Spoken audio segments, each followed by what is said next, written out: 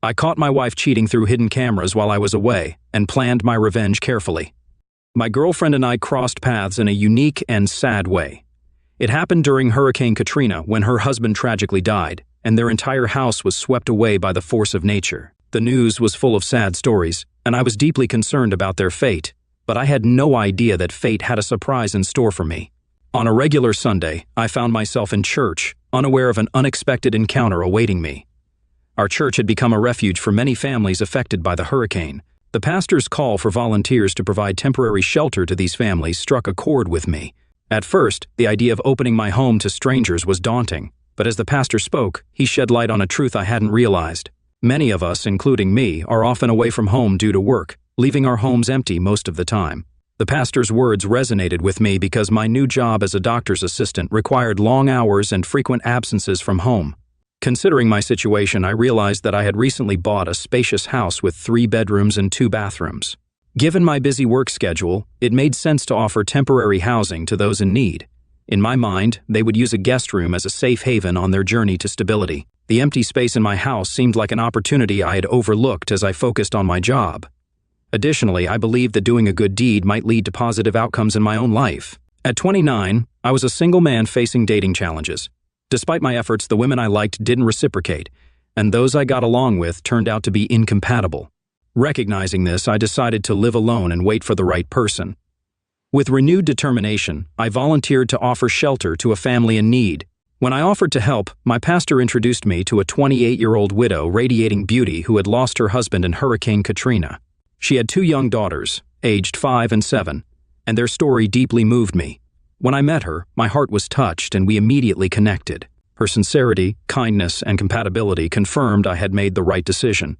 She and her children settled into my house quickly, and I ensured their comfort by buying new furniture, electronics, and groceries in the first few days. Work kept me busy, and I almost forgot about the people in my house. But the following morning, I returned from a business trip to a pleasant surprise. There was a soft knock on my bedroom door, and the smell of a freshly cooked breakfast filled the air. Opening the door, I was greeted by her smiling face as she brought a tray of scrambled eggs, sizzling bacon, and a cup of hot coffee to the table. All irritation disappeared as I embraced the gesture with gratitude. Breakfast in bed, a cherished childhood memory, became a regular occurrence. She treated me with great care, even tying my shoelaces before I left for work. Her children were well-mannered and addressed me with respect, calling me Dad. I became attached to them and hoped to adopt them someday. They not only took care of me but also cleaned the house and cooked meals with the money I provided. She eventually got a job, showing her determination to be independent.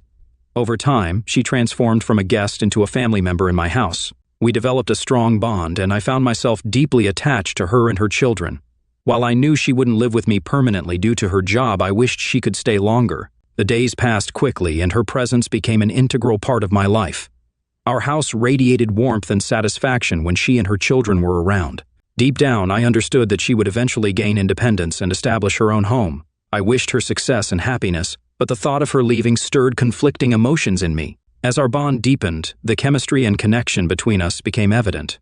We found excuses to touch each other around the house, creating a strong attraction. Even simple moments, like when she cooked in the kitchen and I stood behind her, sparked desire. One evening, as we watched a late-night show and laughed together, she leaned over and rested her head on my shoulder, deepening our connection. Emotions took over, and we shared a passionate kiss, igniting further closeness on the couch. Since that night, she became more than a woman seeking refuge in my house. Our physical closeness grew, and I cherished every moment together. However, she still lived in the guest room, and the direction of our relationship remained uncertain. She had her doubts, and I respected her boundaries. In just 3 months, she landed a job as a cashier at the nearby grocery store, which marked a crucial step toward her independence. While I willingly shouldered the financial responsibilities, covering all the expenses, she used her earnings to support her children's kindergarten and buy clothes.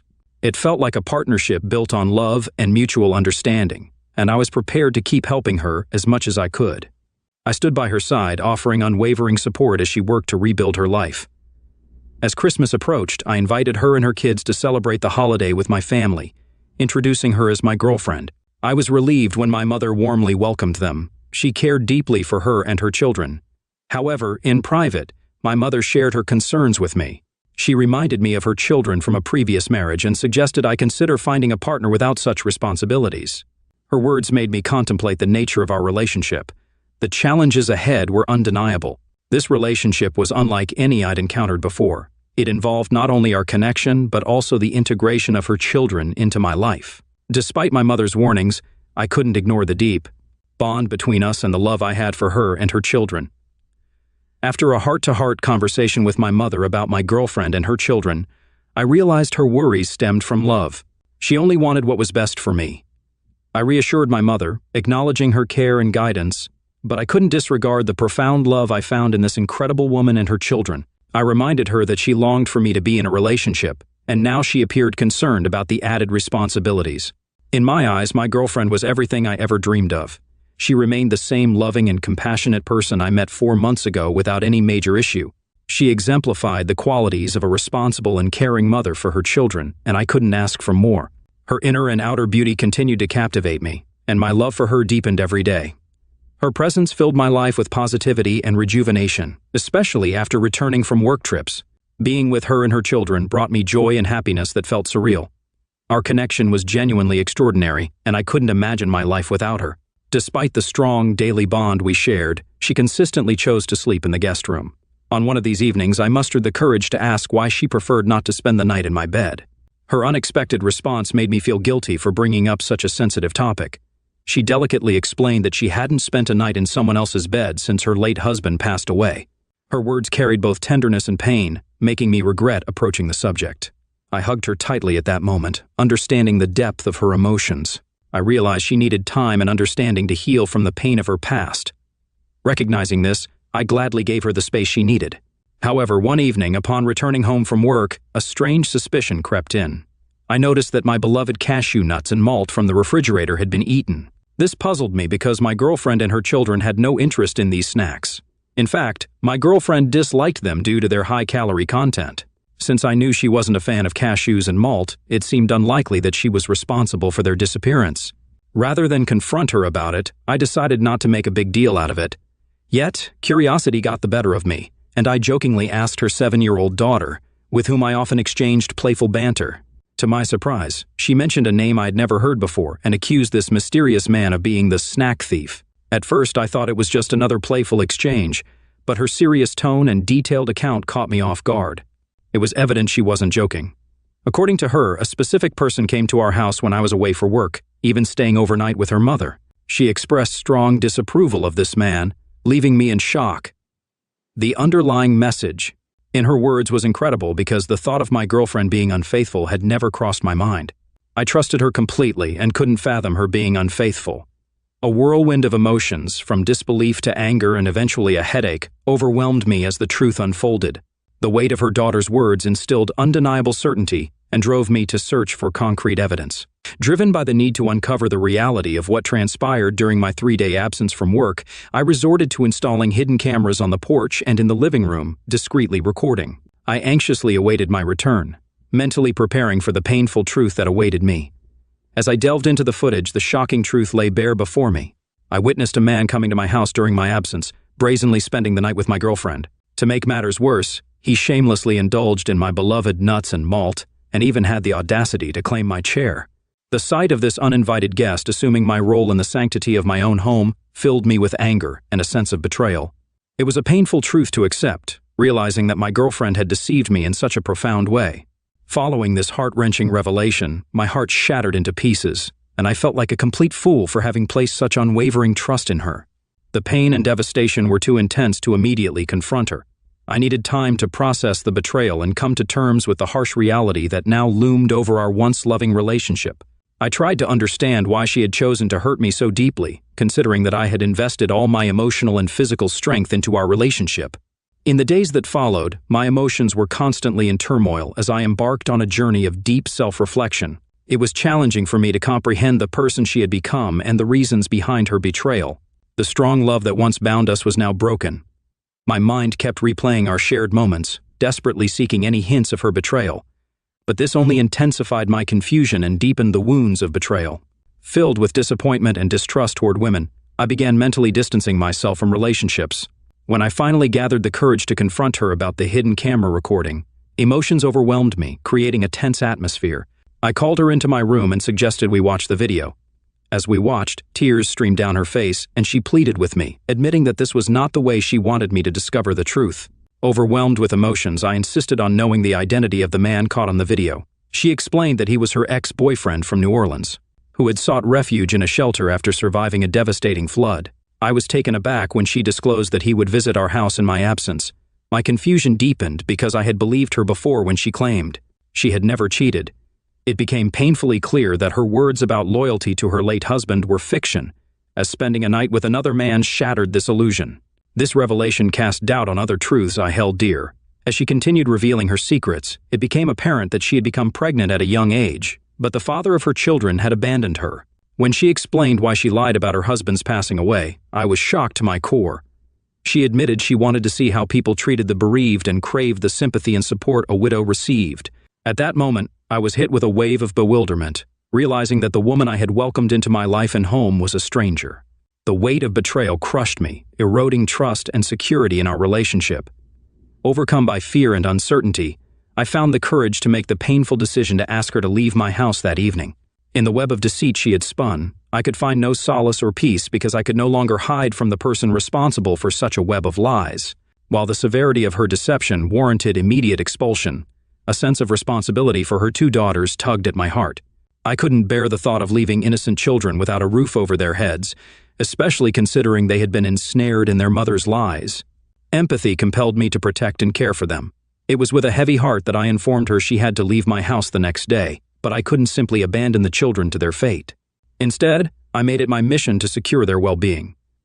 I made the firm decision to rent an apartment for an extended stay, providing them with temporary shelter and stability. My intent was driven solely by compassion for her daughters, devoid of any remnants of affection for her. If it had been just her, I wouldn't have hesitated to send her away the same evening. Watching them leave was emotionally challenging as I knew the sacrifices I had made to ensure a safe place for them. It served as a stark reminder of the depth of deception and its impact on innocent lives. I felt a heavy heart when I realized I had become emotionally attached to her daughters, viewing them as my own. They had become undeserving participants in this situation, and I couldn't accept that they would suffer the consequences of their mother's deceit. It was not an easy decision, but I believed it was the right one. Reflecting on the situation, I couldn't help but wonder if her affection for me had been genuine or just another facet of her lies. The uncertainty weighed on me, but I took solace in the fact that I had uncovered the truth, however little comfort it offered me at the time. The thought of starting a family with someone who had deceived me sent shivers down my spine. I was immensely grateful that the truth had come to light, saving me from potential consequences in the future. I made a resolute decision to exercise caution in relationships, giving priority to honesty and transparency. This experience left me with a whirlwind of emotions, but also provided a valuable lesson on safeguarding my heart and making informed choices. I also asked for permission to see her daughters and spend time with them in parks. To my surprise, she agreed. As time passed, I continued to work diligently and tried to spend quality time with the girls, picking them up once a week and enjoying our moments together. One day, while dining at a cafe, her older daughter mentioned that her mother had been looking unwell and acting strangely. At first, I didn't think much of her words, but when she revealed that her mom was probably sick because she gave herself a daily injection in her leg, I was taken aback. It hit me, and I understood what this meant. I reassured the girl, telling her that her mom would get better soon. I didn't know how to protect the girls from their mother, who was using illegal substances, so I consulted with my mother. She advised me to report the situation to Child Protection Services, which I did. However, I didn't want the children to be left without warmth and love in a shelter. So I informed Child Protection Services that I intended to adopt the girls, hoping for my mother's support. 6 months have passed since that day when my ex-girlfriend lost her parental rights. The girls spent about 2 months in a shelter, which deeply saddened me, but I managed to adopt the girls and I felt joy. My mother supported my decision and provided all possible help in raising my newfound daughters. I'm currently feeling really lost in my situation and need some guidance. My wife and I have been married for 17 years. We're both in our late 30 and early 40, and we've known each other for about 23 years, since high school. Here's what I know. 3 days ago, my wife came home from work, but she had to work on the 4th day. She seemed very upset and quickly packed an overnight bag before leaving. Our oldest daughter witnessed this. I tried talking to my wife, but she was too upset to speak and was in tears. She seemed almost panicked. She hasn't responded to any of our calls or texts. I contacted her parents, and they eventually told me she's safe with them and asked for patience and understanding. That's all I know. I also tried reaching out to her sister, brother, and a close work friend. Her brother had no information, and her work friend said she was at work in the morning but disappeared by lunch 3 days ago. It's been 3 days now with no contact from my wife, not even with the kids. Nobody is telling us anything, and I'm here with our 3 daughters trying to manage without her. The kids keep asking what's going on with Mom, but all I can say is that she's at her parents' house and we need to be patient and understanding. I have a strong urge to pack up the kids and drive to her parents' house without warning. It's only a 3-hour drive, and waiting. Here in uncertainty is agonizing. The kids think we had a big fight and are getting a divorce, but that's far from the truth. We never fight, and the kids know that. I don't know what's happening, and my emotions are all over the place as I try to handle everything without her. If something tragic happened, wouldn't her family be the first to tell me? Maybe some past trauma resurfaced, but if it were me, I'd turn to my wife for support. We're in the dark, and nothing makes sense. I'm at a loss for what to do, just sitting here with the girls feeling worried, scared, angry, and every other emotion in this situation. Can anyone offer a logical perspective and clarity on this? I'm stuck in a cycle of confusion due to my emotional state. Update: it turns out my wife had an affair. It was a long night, and I didn't sleep much. I don't expect to spend much time on the computer today, but I did read all the posts yesterday and into the night. And I'll eventually read the responses today. Here's what I know. My father-in-law didn't call me last night, so I eventually contacted the police, as many of you suggested. It turns out my wife had been having an affair for at least 2 years, probably longer. The other man had a heart attack on Tuesday and passed away that night. My mother-in-law and likely my sister-in-law knew about it and were covering for her. Still no contact from my wife, neither to me nor the girls. I'm trying to keep this information from them for now. I honestly don't know what to do from here. That's all I know, and it's almost unbearable. Please keep us in your thoughts and prayers. Responding to a commenter, my oldest daughter knows about the affair. She's very sharp, and we had a long talk last night. My mom knows and plans to stay with us this week. I took time off work, and my boss, who's also a close friend, knows about the situation, which is a relief. Any support I can get right now is valuable. Responding again, yes, your assumptions are correct. My wife had an affair with an older, divorced man, and the situation escalated quickly because of his wake and funeral. The wake occurred the same night I called the police, so you can imagine how complicated it became. Many details are still unfolding, and I appreciate the support from everyone.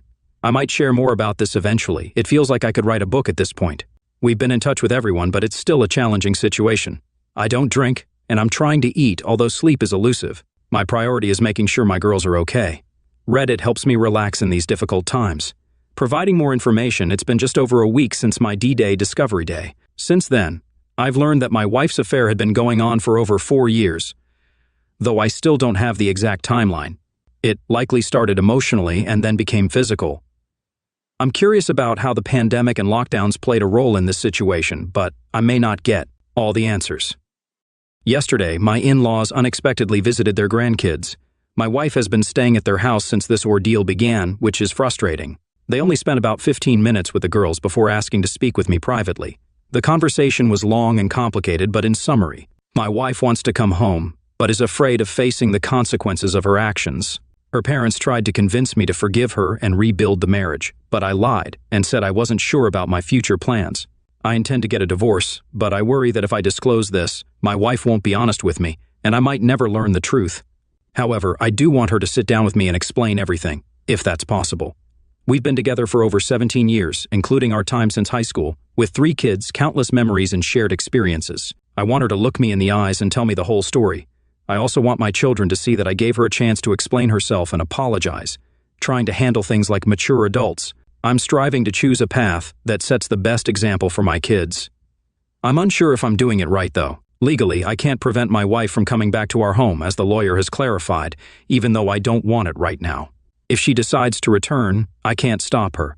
My daughters and I have established a nice routine, so I made a demand I thought would be difficult to meet. I told her she could come home when she sat down with me in person, looked me in the eyes, and openly discussed her affair from start to finish, answering all my questions honestly. She also needed to apologize to the girls in person and address their questions. I thought it was fair, considering they already know. Legally, she can return home without meeting these demands, but if she's afraid to face us, maybe we can use that to our advantage. Is this approach wrong? I'm not trying to be sneaky or dishonest, I just don't want to start living together yet if I can delay it, especially with a mandatory 90-day waiting period for divorce in our state. Her return is inevitable, and we both need to resume work eventually. Regardless of this situation, I prefer to prolong it so I can plan and improve my mental and emotional well-being. My wife has been texting our daughters, claiming she doesn't want a divorce and repeatedly apologizing to them. They've shared the texts with me and ask about me daily. It seems that the reality of her actions is hitting her hard, especially in the last few days. How should I handle this? Was my demand unreasonable? It sounds like my wife may come home sooner than I expected. Right now, I feel confident in my current path. I'm not shaken by this because I anticipated it happening eventually. My priority is making the best decision for my daughters and myself as we move forward. I want to thank everyone who has offered encouragement, advice, and support. In response to a question about reconciliation, I appreciate your outreach. During the first day or two after discovering the affair, I was unsure about getting a divorce, but my emotions clouded my judgment. As I began to recall the lies about her girls' weekend trips, late nights due to traffic, and work-related travel, I realized the extent of her deception. Every day, I uncover new lies that were meant to deceive me and our daughters so she could be with this other man. I apologize for the length of this response, but I needed to express these thoughts. The weekend was terrible, but my wife returned home yesterday following a build-up throughout the week. In the past, I would have greeted her with a hug and a kiss when she entered, but this time, there was an incredibly uncomfortable silence between us. She tried to hug me, but I turned away as if nothing had happened. After she settled in, I naturally asked her to tell me everything, and she again said she wasn't ready. We had the same result when we spoke on the phone earlier in the week. I insisted that her only condition for returning home was to explain her nearly 3-week absence to the family because of her love for us. However, she kept repeating that she wasn't ready for that. It was challenging not to lose my temper, but I took deep breaths to regain my composure. Unfortunately, I failed, and in frustration, I blurted out that she had been having a 4-year affair with a coworker, planned to leave me for him, and had cut ties with her entire family.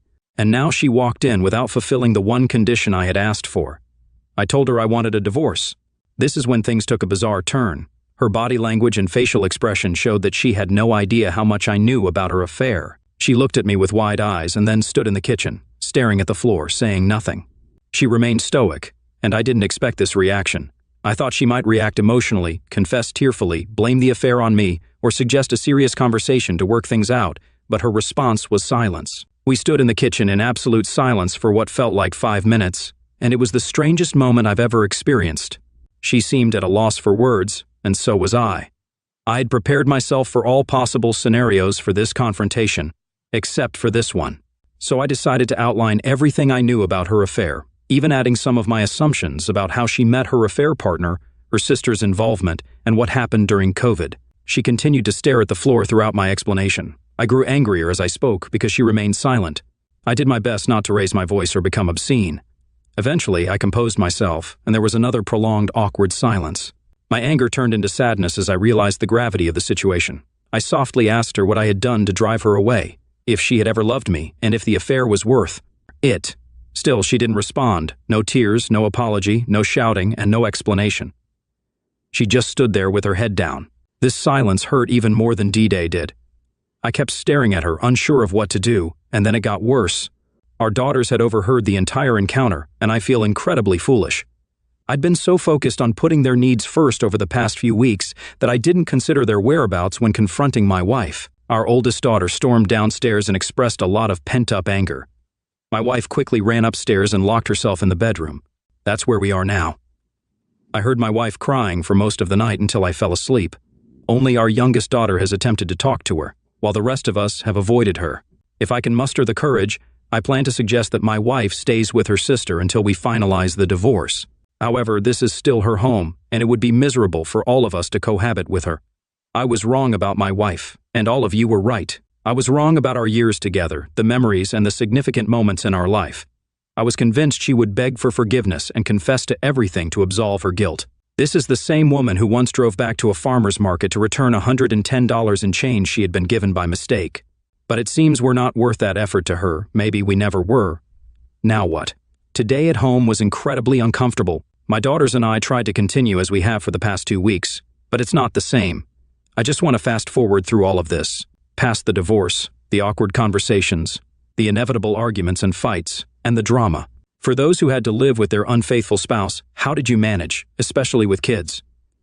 I know this is just the beginning, and I keep reading posts that promise it gets better, but I feel so far from that point.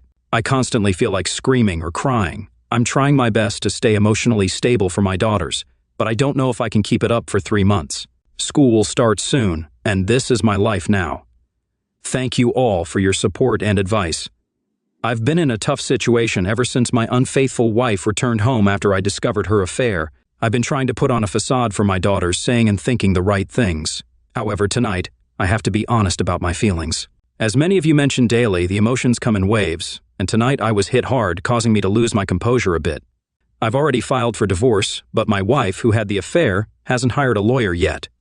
I'm trying to be patient and handle this delicately, as I see the possibility of an uncontested divorce where we handle most things ourselves. But after tonight, I'm not sure anymore. During the week, we've been living together, but on Friday nights, my wife goes to her sister's house and returns on Sunday nights. This routine has involved mostly avoiding each other, with occasional interactions between myself and the girls. Unfortunately, my oldest daughter and my wife have had some heated arguments, so they're not speaking to each other lately. I've been following the advice I've received here and elsewhere. I've been working hard on controlling my emotions around my wife, even though it's challenging. I've kept my interactions with her brief and indifferent, though always polite and respectful. However, tonight was different. For the past couple of Fridays, my wife would come home from work, prepare for her weekend at her sister's, and leave before I got home from work. But not tonight. She was waiting for me in the kitchen when I arrived. I tried to walk past her, but she grabbed my hand lightly and questioned my treatment of her just because she's not ready to discuss her affair. This was the first time she even mentioned her cheating since everything came to light nearly a month ago. I tried to hold back. I promise I did. I attempted to keep my cool and walk away, but our daughters were not home at the time, and anger overwhelmed me. So I let out all my frustrations, pains, hurts, and rage. I told her everything, and I can't even estimate how long I went on. At times, my voice grew loud, and I got animated. I poured out all my emotions and the torment I've been experiencing. I could have written a 4,000-word post with all the things I said. Once I started, I couldn't stop. I cried and got emotional, and I was so angry with myself afterward. I had been doing well, and I let her get to me. I knew it would happen, and it did. I'm disappointed in myself. I've been holding in my feelings for a while, and the weight room can only do so much. For the first time, my wife also broke down and got emotional, sobbing uncontrollably. Surprisingly, I found some satisfaction in seeing her hurt like I have been. She mumbled apologies repeatedly during my outburst and couldn't say anything else as I left the kitchen, asking her to leave me alone. The girls came home about half an hour later and sensed that something had happened, but I wasn't ready to discuss it. I don't think they need to know. The younger ones have been doing better, and I don't want to hinder their progress. Telling my oldest would only add to her anger, which I want to avoid. I hate this situation so much. I should have kept my composure. I should have ignored my wife and walked past her. Looking back, it seems like she wanted to start a conversation about her affair, but didn't know how. And it didn't go far because of my explosion. I've actually started worrying about her. I know some of you will criticize me for this, but I don't want any harm to come to her. She's been isolated and alone with her thoughts, with nearly everyone turning their back on her. You can say she deserves it, and that's true, but she's still a human being and the mother of my children. This is a setback for me, and I'm really disappointed in myself. I apologize for the long rant. I called my brother and vented to him too. I'll try to start over on Monday. I'm only human. Venting on her felt good, but now I'm feeling regret. Should I text my wife, or should I just leave it be? My wife hasn't left me alone all week. She's been overly nice, continuously apologizing for her affair, crying and trying to engage me, even knocking on my door at night to talk. I've ignored her at times, but spoken when I felt like it. However, I finally snapped at her on Wednesday night, telling her to leave me alone. Then something happened last night. Just over a month since my soon-to-be ex-wife returned home after her affair was revealed, things have gotten more uncomfortable as we cohabit. She came into my room last night after our daughters had gone to bed, asking to talk privately, which was different from how she'd been approaching me all week. I resisted at first, but eventually we went to the garage and sat in my car to avoid arguing in front of the kids. I apologize for the length of this, but she told me everything. According to her, we talked for almost 3 hours. I'm not sure how much I should share. I stayed up all night listening to her cry for hours. I couldn't sleep and went through a cycle of crying, anger, resisting the urge to confront her, and repeating. Forgive me if I take a day or so to respond to anyone, but I needed to get this off my chest and try to get some sleep. Having my wife constantly apologize and beg for another chance all evening hasn't helped. Tonight, I had to leave for a few hours just to get away from her because being around her is incredibly painful. On a different note, she was introduced to her affair partner by her sister about 5 years ago with no romantic intentions initially. He was a higher-up at a company she wanted to work for and currently works at, which is how he helped her get the job. Her desire to change jobs was unrelated to her affair, but once she did, she had extra motivation. After she got the job, her affair partner began flirting with her. It started with texting, then progressed to exchanging pictures, more texting, and eventually became physical just before COVID hit. She confessed to her sister and initially wanted to come clean to me but decided to bury it and keep quiet. She claimed to have gone no contact with her affair partner soon after, but as lockdowns and restrictions eased, he reached out to her and she resumed talking to him. When businesses reopened, the physical side of the affair also resumed.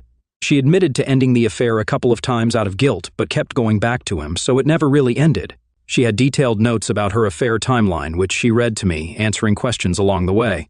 She lied about weekend trips with the girls, work-related travel, traffic jams, issues with her parents, shopping trips, and more. There were so many lies that I believed every word, never questioning anything. These lies were a cover for her affair.